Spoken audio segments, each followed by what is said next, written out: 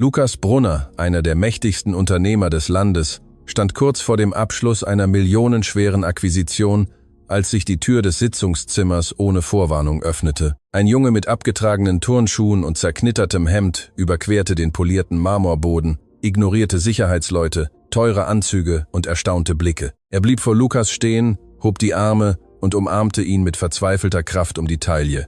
Die Stimme kam zitternd, aber klar. »Papa, ich habe dich gefunden.« Stille breitete sich wie ein Mantel aus. Kein Vorstandsmitglied rührte sich. Kein Kugelschreiber berührte das Papier. Lukas stand paralysiert da, die Hände in der Luft schwebend, ohne zu wissen, was er tun sollte. Anna Meyer, die Reinigungsmitarbeiterin des Unternehmens, erschien außer Atem an der Tür. Ihre Hände rochen noch nach Putzmittel.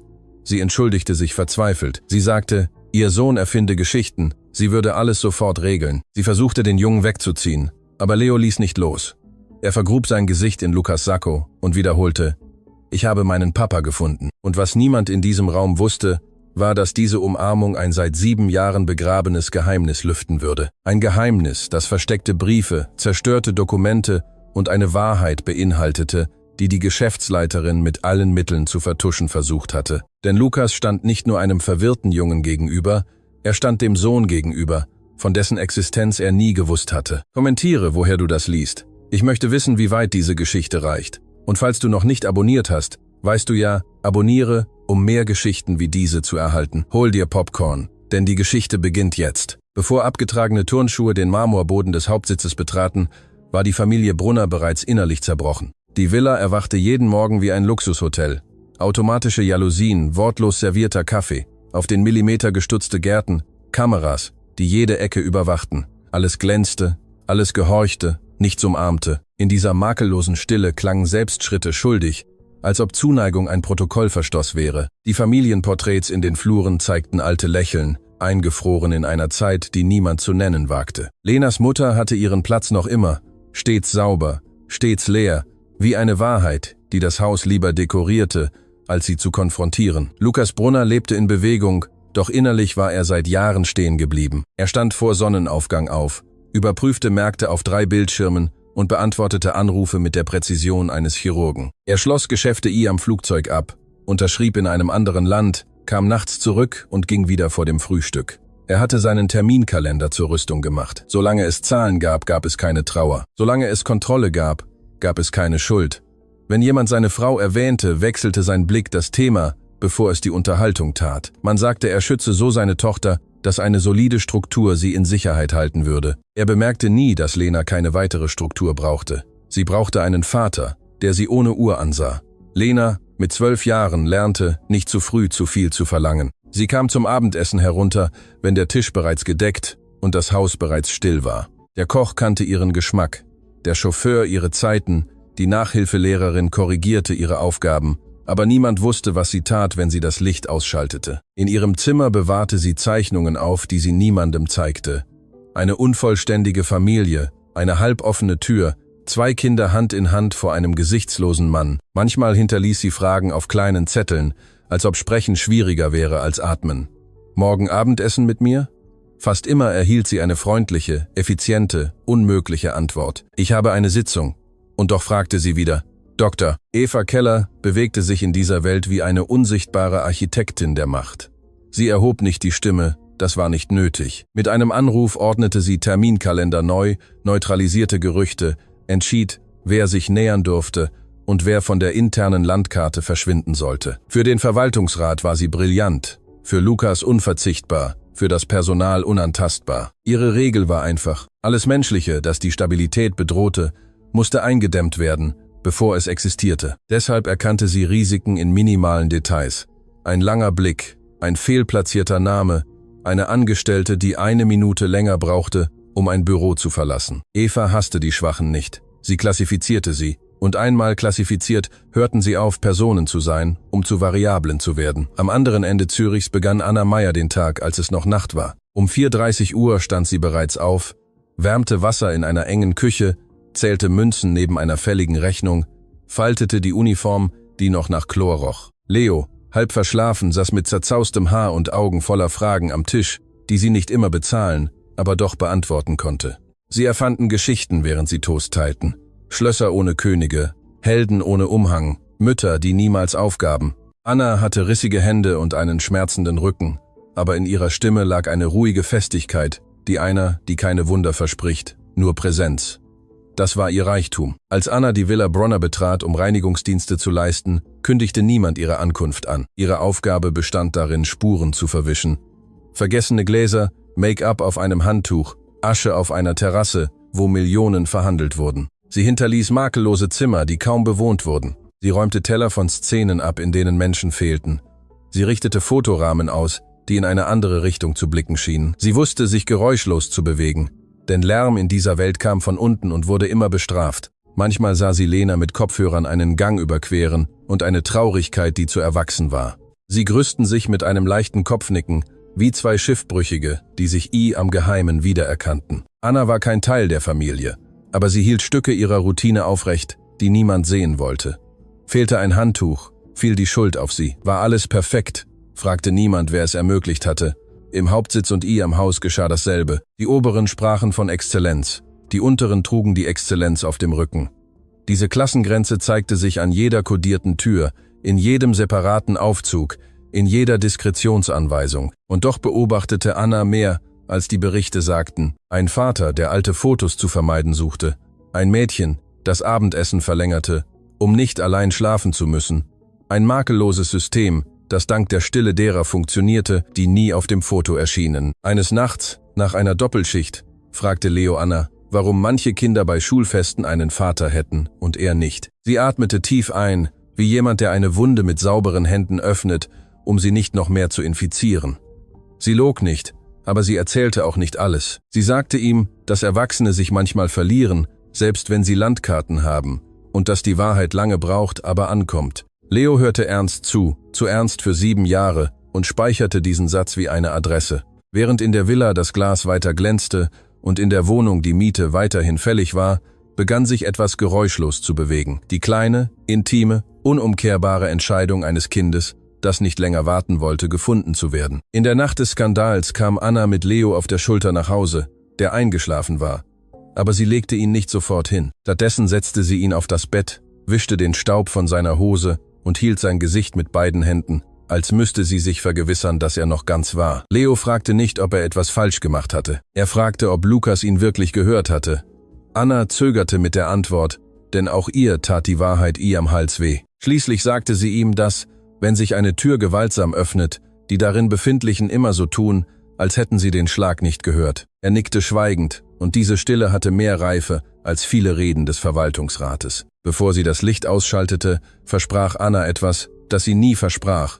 Du suchst ihn nicht wieder allein. Wenn wir zurück müssen, gehen wir zusammen. Am nächsten Morgen fand Lena das Video auf ihrem Handy, bevor sie zum Frühstück herunterging. Sie sah es 3-mal ohne Ton an, achtete darauf, wie der Junge sich an ihren Vater klammerte, wie sie es sich nie getraut hatte. In der Villa erklärte niemand etwas. Man änderte nur Routen, schloss Türen und ordnete Diskretion an. Lena gehorchte äußerlich, aber innerlich verspürte sie ein unangenehmes Ziehen, eine Mischung aus Eifersucht und Erleichterung. Eifersucht, weil ein anderes Kind in Sekunden die Aufmerksamkeit erlangt hatte, um die sie seit Jahren gebeten hatte. Erleichterung, weil zum ersten Mal jemand laut ausgesprochen hatte, was in diesem Haus immer verschwiegen wurde. An diesem Nachmittag, während sie vorgab, Hausaufgaben zu machen, schrieb sie auf einen losen Zettel einen Satz, den sie niemandem zeigte. Wenn er auch allein ist, bin ich vielleicht nicht die Einzige. Anna verlor an 2 Tagen Arbeitsstunden und damit den minimalen Spielraum, der ihre Miete sicherte. Trotzdem, als Leo mit gesenktem Blick von der Schule zurückkam, wegen des Spots, sprach sie nicht über Rechnungen oder Drohungen. Sie bereitete ihm heiße Schokolade zu und lud ihn ein, Brot in schiefen Scheiben zu schneiden, ihr altes Ritual der Ruhe. Zwischen Krümeln und Dampf erzählte Leo, was ihn am meisten bedrückte, dass sie ihm am Klassenzimmer sagten, er sei ein Mitesser, ein Lügner, ein Eindringling. Anna atmete tief ein und antwortete ohne Dramatik, mit der ruhigen Festigkeit einer, die schon schlimmere Urteile überlebt hatte. Die Leute verwechseln Hunger mit Ehrgeiz, wenn sie selbst nie gehungert haben. Leo lächelte kaum. Er war nicht geheilt, aber er blickte sie wieder als Hafen an, und das reichte aus, um den Nachmittag zu ertragen. Die folgenden Tage brachten ein unerwartetes Treffen. Lena bat, einen Chauffeurwechsel nutzend, in einer Buchhandlung in der Nähe von Annas Quartier auszusteigen, und ging den Rest, zitternd, zwischen Neugier und Schuld. Sie wusste nicht, was sie sagen würde, wenn sie gesehen würde, aber sie klopfte schließlich an eine abgeblätterte Tür, wo es nach Suppe und Seife roch. Es war Leo, der überrascht öffnete, und für eine Sekunde blickten sich beide an, als stünden sie vor einem seltsamen Spiegel. Dieselbe Notwendigkeit, erwählt zu werden, unterschiedliche Kleidung, dieselbe Angst, ihr am Weg zu sein. Anna erschien dahinter, zuerst misstrauisch, bis Lena leise sagte, sie wolle nur ein Notizbuch zurückgeben, das Leo am Sitzungssaal des Hauptsitzes vergessen hatte. Es war eine unbeholfene Lüge, aber Anna erkannte den wahren Grund. Ein Mädchen, das Wärme suchte, wo in ihrem Haus nur Protokoll herrschte. Seit diesem Nachmittag wurde die kleine Wohnung zu einem improvisierten Zufluchtsort für zwei Kindheiten, die nicht gelernt hatten, ohne Erlaubnis zu spielen. Anna ersetzte niemanden mit Reden, sie tat es mit minimalen Gesten, gleiche Portionen servieren, ohne zu befragen zuhören, respektvoll korrigieren, lachen, wenn es Anlass gab zum Lachen und halten, wenn die Tränen kamen. Lena blieb eines Tages zum Abendessen und dann noch einen weiteren und entdeckte etwas Verwirrendes. An diesem Tisch sprach niemand über Leistung, sondern nur darüber, wie sie sich gefühlt hatten. Leo begann sie an der Ecke mit einem alten Ball zu erwarten, als hätte er sie schon immer gekannt. Anna beobachtete sie aus der Küche und verstand, dass diese Bindung nicht aus Blut oder Luxus entstand, sondern aus einer einfachen Wahrheit. Kinder erkennen sofort, wer sie nicht benutzt, um etwas zu gewinnen.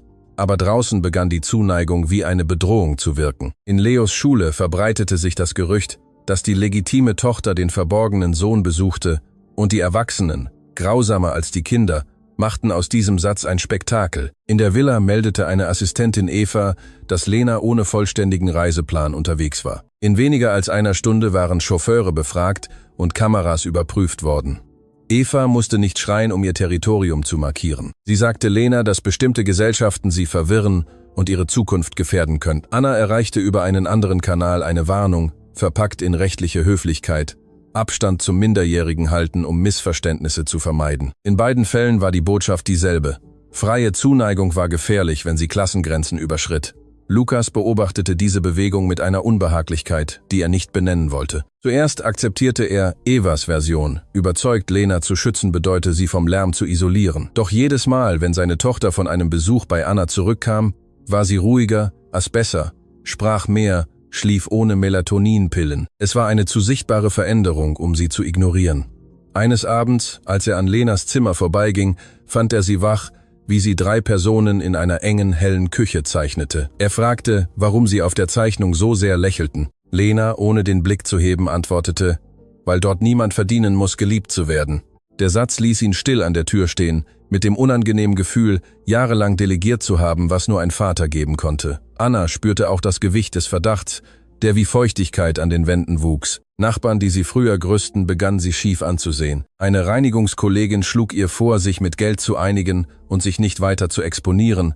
Sogar der Gebäudebesitzer deutete an, dass die Presse Probleme für das Gebäude bringen könnte. Doch als Lena eines Nachmittags weinend ankam, weil es ihr zu Hause verboten worden war, wiederzukommen, nutzte Anna ihren Schmerz nicht, um Boden zu gewinnen. Sie setzte sie neben Leo und sprach mit beiden mit derselben Ehrlichkeit. Jemandem zu lieben bedeutet auch, ihn nicht zur Waffe zu machen. Sie versprach ihnen, nicht um Besitz zu kämpfen, sondern um Wahrheit. Und in diesem Moment, ohne etwas zu unterschreiben, wurde ein Band besiegelt, stärker als jeder Familienname.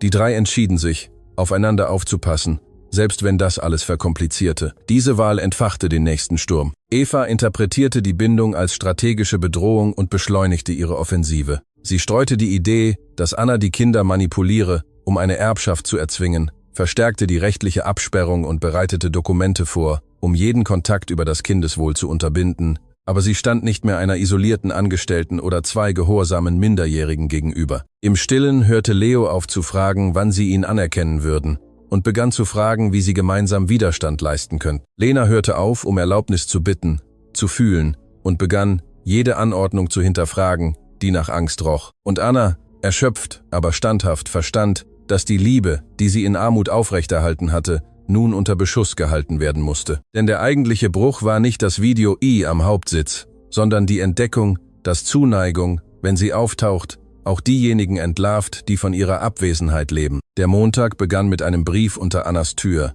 und das Papier wog schwerer als die fällige Miete. Es war keine Mahnung, es war ein juristisches Dokument der Brunner Holding, das absolute Vertraulichkeit, eine öffentliche Widerrufserklärung, und den Verzicht auf jegliche unbegründete Behauptung forderte. Darunter schien eine als humanitäre Unterstützung angebotene Summe für jemanden, der Münzen zählte, enorm, aber sie enthielt eine grausame Klausel. Das Geld anzunehmen bedeutete zu verschwinden.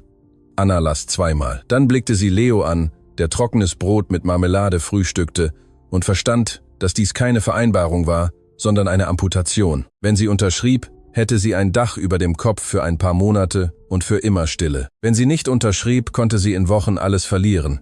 Sie legte den Brief in die Schublade, wo sie auch Fotos von Leo als Baby aufbewahrte. Sie schloss ab und zitterte zum ersten Mal seit Jahren, bevor sie zur Arbeit ging. Denn sie wusste, dass der Krieg bereits ein Siegel und Briefkopf hatte. Eva wartete nicht auf eine Antwort. Vor Mittag aktivierte sie ihre Absperrung, wie jemand, der Figuren auf einem Spielfeld bewegt, das er für gewonnen hält. Sie rief 2 externe Anwaltskanzleien an, ordnete die Überprüfung von Annas Zugangsdaten an und bat um einen Sozialbericht, um ihre Stabilität zu diskreditieren. Sie sprach nicht von Lügen, sie sprach von Narrativ. Wir müssen sie nicht zerstören, nur unglaubwürdig machen, sagte sie, während sie Schlagzeilen auf einem Bildschirm zeigte.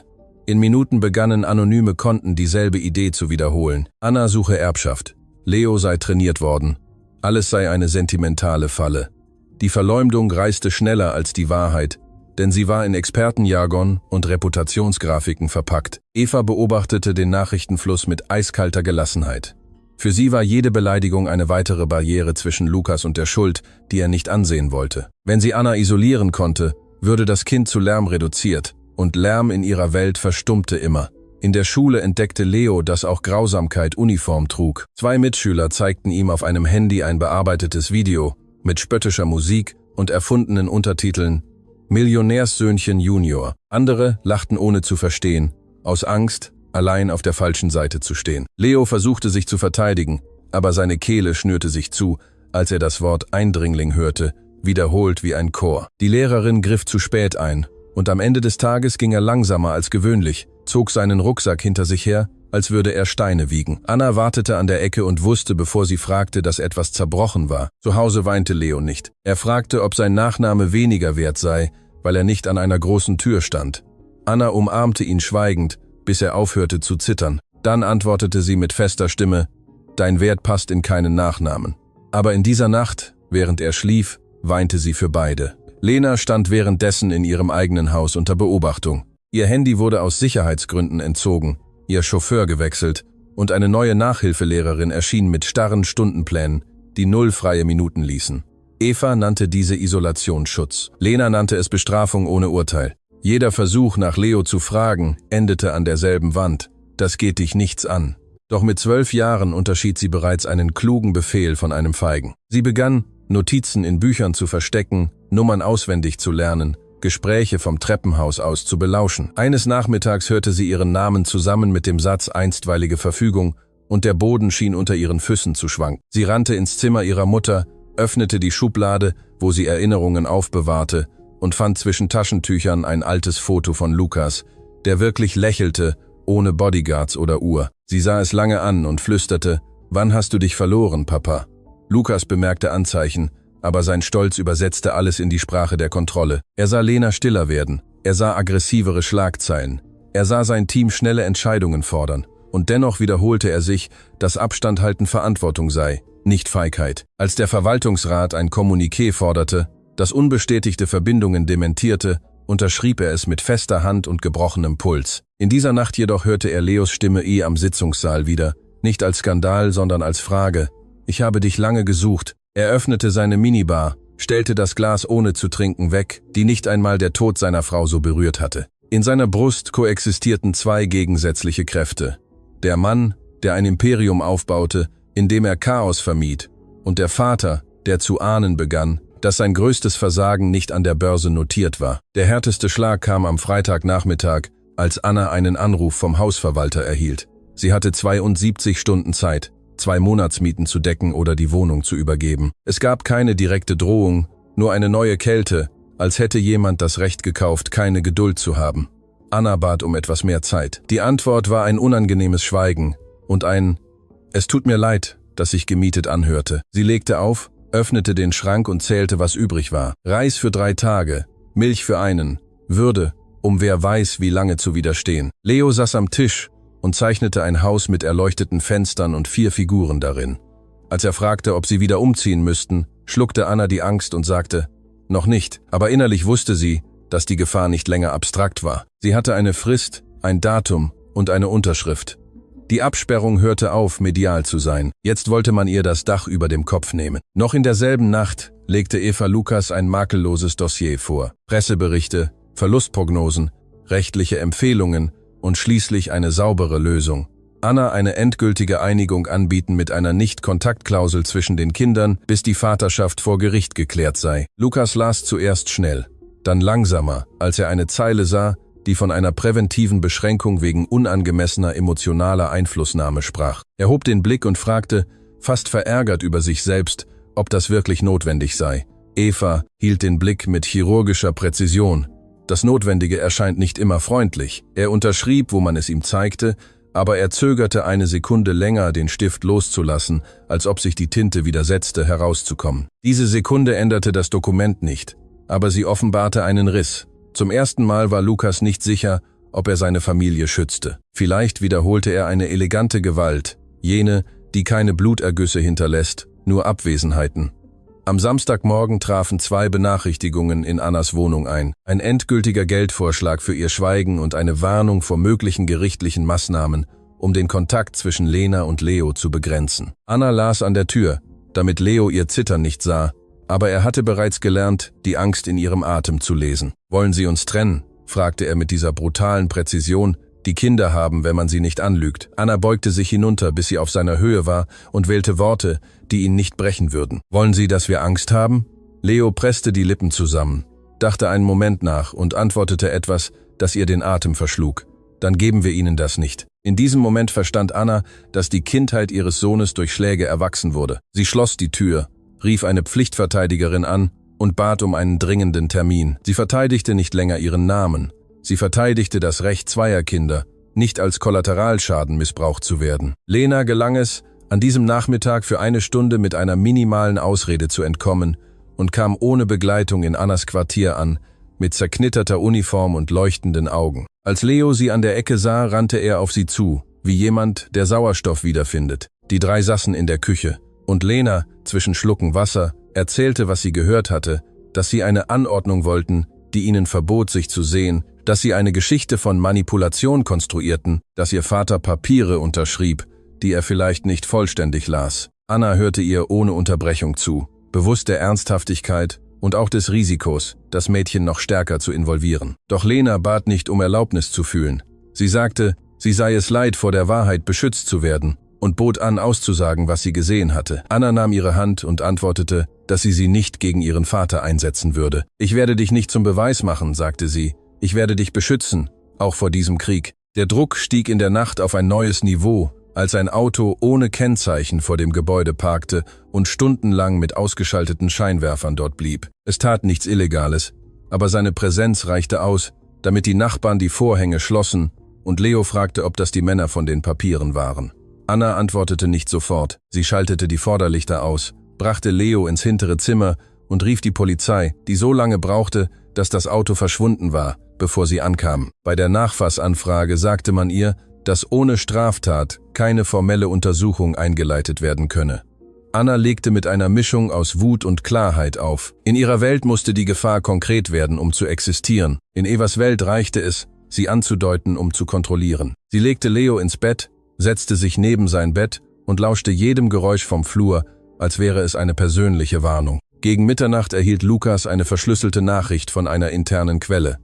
Es werden härtere Maßnahmen ergriffen. Dazu gehört die Einschaltung der Kindes- und Erwachsenenschutzbehörde, KESB, aufgrund einer anonymen Anzeige. »Er las 2-mal«, rief Eva an, und sie antwortete nicht. Er rief sein Anwaltsteam an, und niemand meldete sich zu dieser Zeit. Die Villa war still, aber er spürte zum ersten Mal einen inneren Lärm, den man unmöglich überdecken konnte. Wenn er diesen Schritt zuließ, wäre es keine Krisenbewältigung mehr, sondern eine vorsätzliche Schädigung eines Kindes, das sein Blut trug, und einer Frau, die nur Wahrheit verlangte. Er ging in Lenas Zimmer, fand sie wach, wie sie einen alten Pullover ihrer Mutter umarmte. Sie sah ihn direkt an und fragte, »Wirst du zulassen, dass sie uns trennen?« Lukas öffnete den Mund, und es kam keine Strategie heraus, nur Angst. Draußen schlug die Uhr 12. Drinnen begann endlich der wahre Countdown.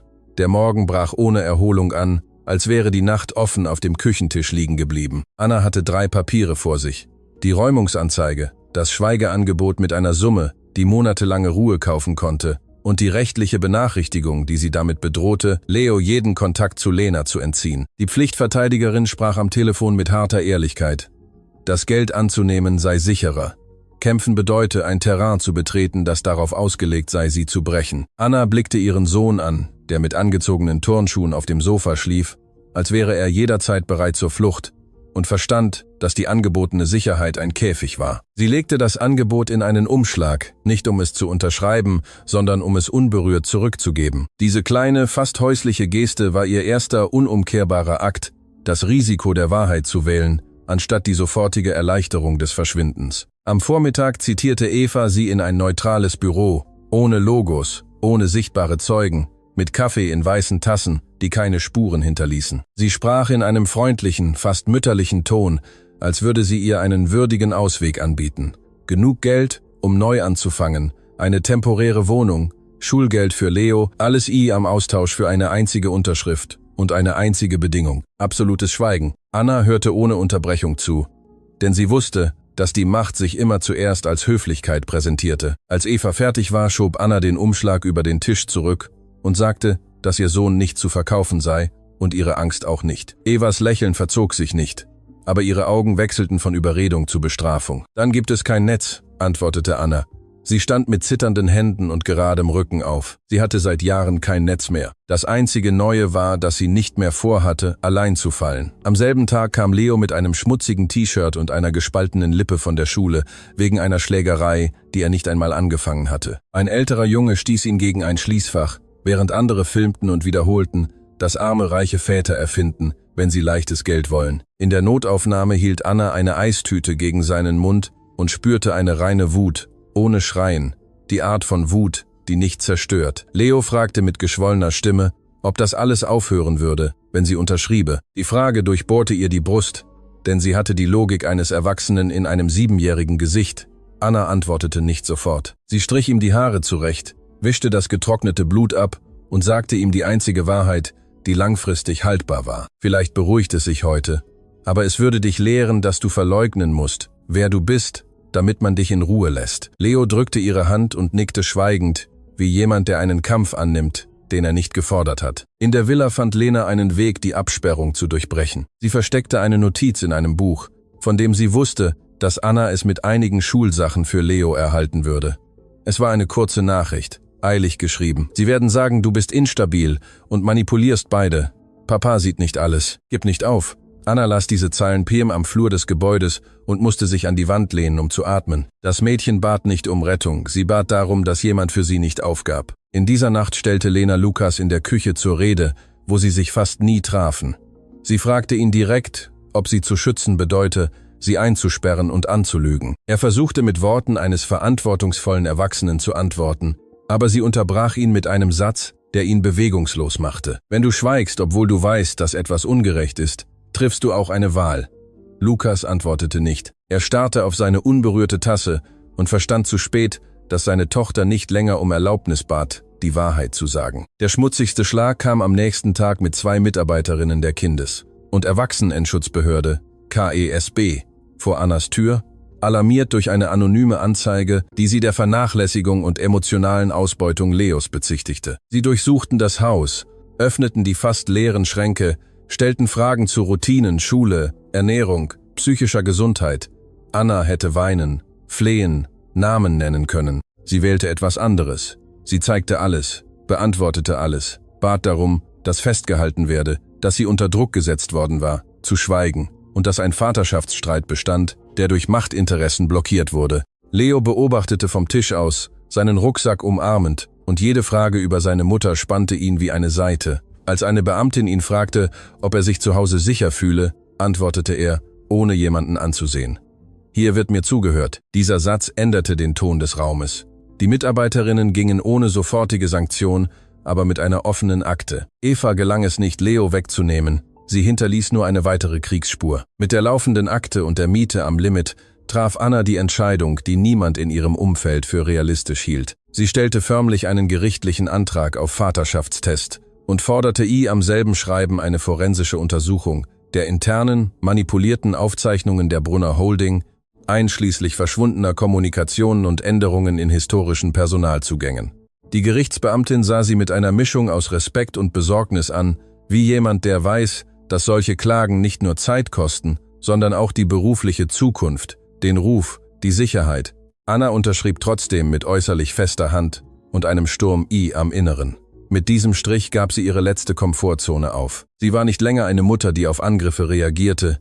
Sie war eine Frau, die ein ganzes System anprangerte. Als sie das Gebäude verließ, wartete eine Kamera eines Lokalblatts und die Frage, die alle wiederholten: Sucht sie Geld?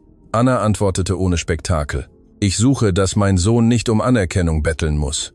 Die Reaktion war sofort und brutal. Innerhalb von Stunden verlor sie 2 Jobs wegen Umstrukturierung. Sie erhielt anonyme Nachrichten, die sie als Opportunistin bezeichneten, und der Wohnungsbesitzer lehnte jede Verlängerung ab, obwohl sie Teilarbeit anbot. Im Brunnerturm versammelte Eva das Anwaltsteam und präsentierte Annas Klage als Kriegserklärung. Sie empfahl einen Gegenangriff mit einstweiligen Verfügungen, die Zuständigkeit des Gerichts anzufechten und Zweifel an der Beweiskette künftiger Beweise zu säen. Lukas hörte den Plan mit zusammengebissenen Kiefern.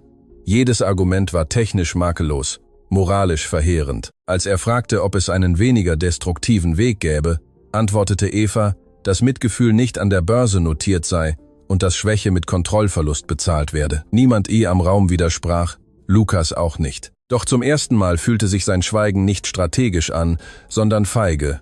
Und dieses Bewusstsein begann, die Rüstung zu durchlöchern, die er jahrelang mit Führung verwechselt hatte. Bei Einbruch der Dunkelheit kehrte Anna mit einer Tüte Brot, 2 Kerzen und einer versiegelten Kopie ihrer Klage, verstaut in einer blauen Mappe, in die Wohnung zurück. Es lag kein Triumph in ihrem Gesicht, nur Müdigkeit und eine neue Gelassenheit, die auftritt, wenn keine Entscheidungen mehr ausstehen. Leo sah sie hereinkommen, bemerkte das Gerichtssiegel und fragte, ob jetzt alles schwieriger werden würde. Anna setzte sich neben ihn auf den Boden, legte ihre Stirn an seine Stirn und sagte, ja, es würde wahrscheinlich härter werden, bevor es besser wurde, aber sie würden nie wieder den Kopf neigen, damit sich andere wohlfühlten. Leo umarmte sie wortlos.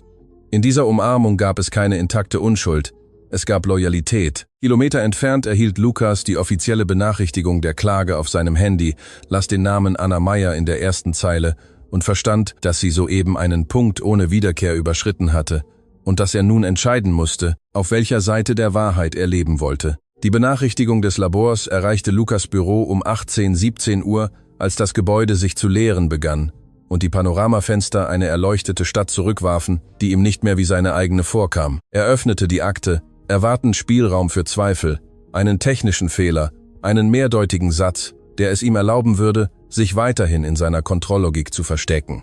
Es gab keinen. Vaterschaftswahrscheinlichkeit 99%.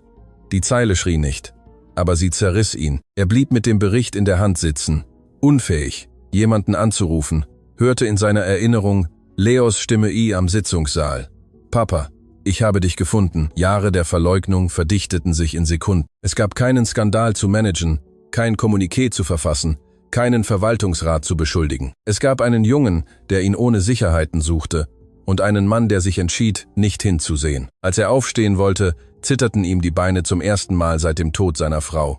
Während er mit diesem Papier kämpfte, öffnete Lena eine weitere Wunde am Haus. Sie war in das Arbeitszimmer ihrer Mutter gegangen, um ein Foto zu suchen, und fand hinter einem zerbrochenen Rahmen einen Ordner mit datierten Umschlägen, alle an Lukas gerichtet, alle mit derselben festen Handschrift, Anna Meyer. Es waren Briefe von Jahren zuvor, geschrieben, als Leo ein Baby war, die um ein Gespräch baten, nicht um Geld, die um Anerkennung baten, nicht um Privilegien, die von Krankheiten, Umzügen, Doppelschichten und der hartnäckigen Hoffnung erzählten, dass ein Vater seinen Sohn kennenlernen wollte. Keiner hatte einen endgültigen Absendestempel. Alle waren mit einem kleinen Initial in blauer Tinte markiert. E für Eva. Lena las stehend, mit stockendem Atem, und spürte, dass der Marmorboden eine elegante Lüge war.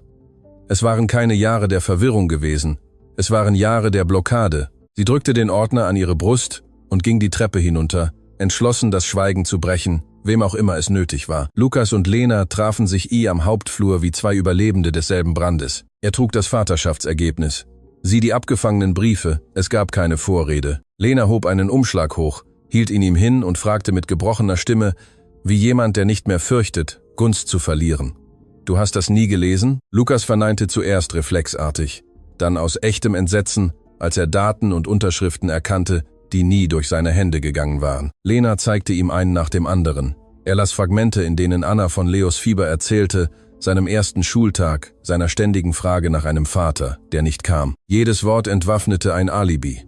Lukas spürte, dass seine Trauer, sein Terminkalender, seine Erzählung vom beschäftigten Mann, all das zu einer leeren Ausrede wurde angesichts einer einfachen Wahrheit. Jemand hatte um Hilfe gebeten, und er war nicht da. Seine Tochter sah ihn mit Tränen der Wut an. »Du hast nicht nur uns enttäuscht, du hast dich täuschen lassen, weil es bequemer war.« Die Konfrontation mit Eva fand am Sitzungssaal statt, demselben Ort, wo Leo die perfekte Ordnung gestört hatte. Diesmal gab es keine Investoren, nur den harten Kern der Macht und eine elektrische Spannung, die niemand verbergen konnte. Lukas legte das Vaterschaftsergebnis auf den Tisch. Lena legte den Ordner mit den Briefen daneben. Eva behielt ihre makellose Haltung bei, leugnete. Sie sprach von Protokollen, von Risikofiltern, von institutioneller Stabilität in kritischen Jahren für das Unternehmen. Sie sagte, sie habe das Imperium geschützt, als Lukas verwundbar war. Sie habe Erpressungen vermieden. Sie habe schwierige Entscheidungen getroffen, um Tausende von Arbeitsplätzen zu retten. Dann öffnete Lena einen Umschlag nach dem Zufallsprinzip und las laut die Zeile vor, in der Anna um 5 Minuten bat, wenn auch nur an der Rezeption. Die Stille war schlimmer als ein Schrei. Lukas wandte sich Eva zu und fragte etwas, das nicht rechtlich war, sondern menschlich. »Wie oft haben Sie für mich entschieden, wer in meinem Leben existieren durfte?« Sie antwortete nicht. Sie senkte zum ersten Mal den Blick. Anna kam zum Hauptsitz, vom Gericht zu einer vorläufigen Schlichtungsverhandlung zitiert, und fand eine andere Atmosphäre vor, nicht freundlicher, aber maskenhafter. Niemand wies sie an der Tür ab, niemand tat so, als kenne er ihren Namen nicht. In einem kleinen Raum mit weißem Licht und zu kalter Luft saß sie Lukas gegenüber, nach Jahren der Abwesenheit und Wochen des Krieges. Er versuchte mit Zahlen, Entschädigungen, Garantien zu beginnen, der Sprache, in der er sich immer bewegen konnte. Anna stoppte ihn mit einem ruhigen Satz. »Wenn Sie kommen, um Schuld zu bezahlen, müssen Sie sich nicht setzen.« Lukas atmete tief ein, blickte auf das Vaterschaftsergebnis zwischen ihnen und ließ endlich die Rüstung fallen. Er gab zu, dass er mehr an seine Struktur als an Menschen geglaubt hatte, dass er anderen erlaubte, zu entscheiden, welche Wahrheit ihn erreichte, dass er Schutz mit Kontrolle verwechselte. Anna sprach ihn nicht frei. Sie hielt nur seinen Blick, denn Würde bedeutet auch, eine verspätete Wahrheit anzuhören, ohne sich vor ihr niederzuknien. Die Ungerechtigkeit zeigte sich schließlich dort, wo es am meisten schmerzte, in den Stimmen der Kinder. In derselben Verhandlung und auf Antrag ihrer eigenen Anwältin stimmte Anna zu, dass Leo mit psychologischer Begleitung sprechen durfte. Er saß auf einem für seinen Körper zu großen Stuhl und hielt eine zerknitterte Zeichnung von 2 Häusern und einem Weg dazwischen. Als er gefragt wurde, was er von Lukas wolle, erwähnte er keine Reisen, kein Spielzeug, keine Erbschaft. Er sagte langsam auf den Boden blickend, »Ich wollte sein Geld nicht, ich wollte, dass er mich ansieht, wenn ich spreche.« Lena, als Zeugin anwesend, brach schweigend in Tränen aus, denn dieser Satz war seit Jahren auch ihrer. Dann atmete sie tief ein und fügte hinzu, »Uns wurde beigebracht, nicht zu stören. Ihm sagten sie Eindringling, mir sagten sie Beschützte. Es war dasselbe, uns zum Schweigen zu bringen. Kein unternehmerisches Argument überlebte diese nackte Wahrheit. Zum ersten Mal hörten die Erwachsenen auf, über Reputation zu debattieren und mussten den tatsächlichen Schaden mit Namen und Alter ansehen. Lukas verließ diesen Raum ohne Begleitung und ging allein zum Parkplatz, als müsste er die Distanz zwischen dem Mann, der er gewesen war, und dem Vater, der er noch nicht wusste, wie er sein sollte, zu Fuß überwinden. Auf dem Weg holten ihn Erinnerungen ein, die er archiviert hatte. Lena aß allein vor dem leeren Stuhl ihrer Mutter zu Abend. Angestellte senkten den Blick, als er vorbeiging, perfekte Berichte, die unvollkommene Leben verbargen. Er verstand, dass die Verleugnung nicht mit Leo begann. Sie begann viel früher, als er entschied, dass Fühlen eine operative Schwäche war. Im Auto, bevor er losfuhr, hörte er die Audioaufnahme, die sein Anwaltsteam von der Verhandlung gemacht hatte, und hörte die Stimme des Kindes wieder. Ich wollte, dass er mich ansieht. Er schloss die Augen und suchte zum ersten Mal keine effiziente Lösung. Er suchte eine moralische Entscheidung. In dieser Nacht rief er den Präsidenten des Verwaltungsrates an und bat um eine außerordentliche Sitzung, um die Vaterschaft zuzugeben, eine interne Untersuchung einzuleiten und Eva sofort von ihren Funktionen zu entbinden. Die Sitzung war rau, vorhersehbar, kostspielig. Es gab Drohungen mit Kursverlusten, Warnungen vor Klagen, Vorwürfe emotionaler Schwäche und Fragen zur Vermögensnachfolge. Lukas hörte alles, ohne zu unterbrechen. Dann antwortete er nicht am gewohnten Ton. Er sagte, das Unternehmen könne nicht von Exzellenz sprechen, während es das Verbergen von Briefen belohne, dass Rentabilität, das Erzeugen von Schweigen gegen eine vulnerable Mutter nicht rechtfertige und dass sein größtes Risiko nicht mehr finanziell, sondern moralisch sei. Er präsentierte den biologischen Bericht, den Beweis der Abfangmaßnahmen und einen Plan für eine externe Prüfung. Einige Vorstandsmitglieder versuchten, Eva wegen ihrer Erfolgsbilanz zu verteidigen. Er antwortete, dass kein Ergebnis Jahre der Entmenschlichung reinwäscht. Die Abstimmung war nicht einstimmig, aber ausreichend. Eva wurde abgesetzt und ihr Netzwerk von Loyalitäten begann zu zerfallen. Draußen verbreitete sich die Nachricht wie ein Lauffeuer. Drinnen verspürte Lukas keinen Sieg. Er spürte kaum das richtige Gewicht einer zu spät angenommenen Wahrheit, aber endlich angenommen. Als die Nacht hereinbrach, ging Lukas zu Annas Wohnung, ohne Presse, ohne Anwälte, ohne Konvoi, nur mit einem Ordner unter dem Arm und leeren Händen, ohne Rede. Leo öffnete zuerst die Tür, blieb stillstehen, und Anna erschien dahinter mit dieser Mischung aus Wachsamkeit und Müdigkeit, die bereits Teil ihrer Haltung war. Lukas überquerte die Schwelle nicht, bis sie nickte. Er bückte sich vor Leo auf seine Höhe und sprach direkt: »Ich bin dein Papa, ich bin zu spät gekommen. Dafür gibt es keine Entschuldigung.« Leo sah ihn lange an, als überprüfe er, ob der Satz diesmal Präsenz oder nur Klang mit sich brachte. Dann fragte er das Wesentliche: »Wirst du mich wieder aufhören zu suchen?« Lukas verneinte mit feuchten Augen und antwortete, dass nicht, dass er lernen würde, auch wenn er ungeschickt lernen würde, auch wenn er bei Null anfangen müsste. Lena kam aus der Küche und nahm die Hand ihres Bruders.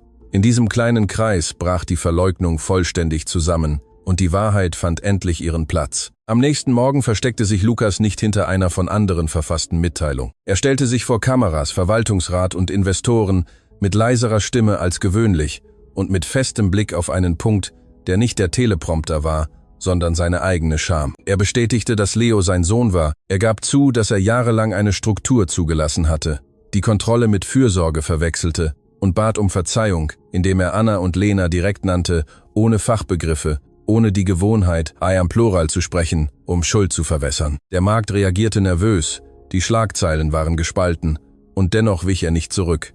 Diesmal verhandelte er weder Zeit noch Wahrnehmung, er akzeptierte Konsequenzen. Als die Erklärung beendet war, kehrte er nicht in sein Hauptbüro zurück. Er ging direkt zum Gericht, um ein umfassendes Anerkennungs- und Unterhaltsabkommen ohne Schweigeklauseln zu unterzeichnen. Die Gerechtigkeit kam zum ersten Mal nicht durch eine Nebentür. Anna kam zu dieser Unterschrift mit derselben abgetragenen Tasche wie immer und mit so geradem Rücken wie am ersten Tag, als sie beschloss, ihr Schweigen nicht zu verkaufen. Sie bat weder um Privilegien noch um demütigende Entschädigungen für irgendjemanden. Sie forderte konkrete Garantien für Leo und rechtlichen Respekt für ihre eigene Autonomie. Lukas akzeptierte jeden Punkt. Eine stabile Wohnung für beide, vollständige Bildungs- und Krankenversicherung und eine würdige Wiedereinstellung, die sie weder in die Unsichtbarkeit zurückwarf, noch sie zu einem dekorativen Symbol machte. Anna wählte eine neue Rolle am Bereich der Mitarbeiterwohlfahrt mit einer echten Stimme, um Missbräuche anzuprangern, die zuvor unter glänzende Teppiche gekehrt wurden. Als sie unterschrieb,